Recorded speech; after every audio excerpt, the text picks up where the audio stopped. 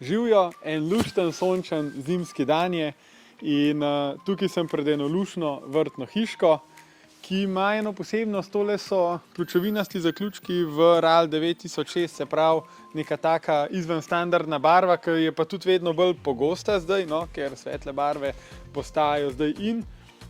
Kombinacija macesna, klasičnega ometa. Tudi na vratih smo takole detalčke naredili, tudi šravfki so v tej svetlo sivi, tudi kljuka, ročaj smo vse dali barvati, da je čim bolj podobna siva barva.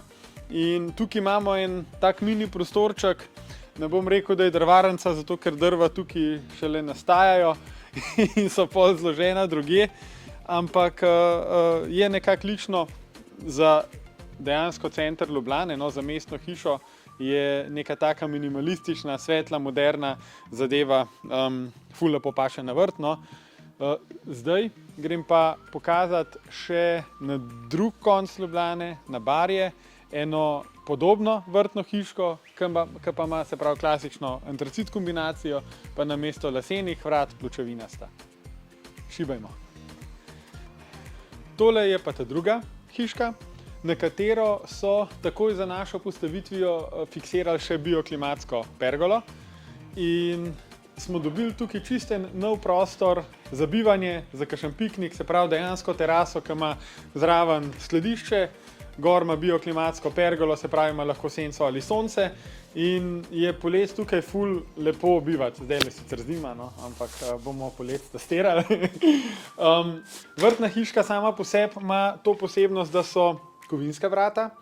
V primerjavi z lesenimi, ki ste jih prej videli, so ta mogoče še en korak bolj minimalistična. Lahko se zbira v bistvu ta ožjo ali pa ta srednjo širino, te so dejansko 116 cm odprtina, kar zgleda nekako takole, no. Tukaj se da že kar veliko noter spraviti tudi v bistvu z rezervo, kada ste kolesa not kosilnico ali pa motor.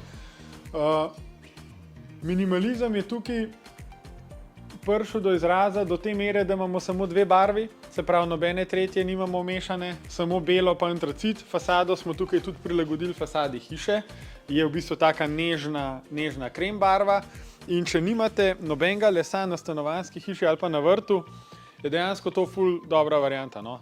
Velikokrat me sprašujete, ali les rabi vzdrževanje, ne rabi ga, enako ga ne rabi tudi ta kovinska kombinacija.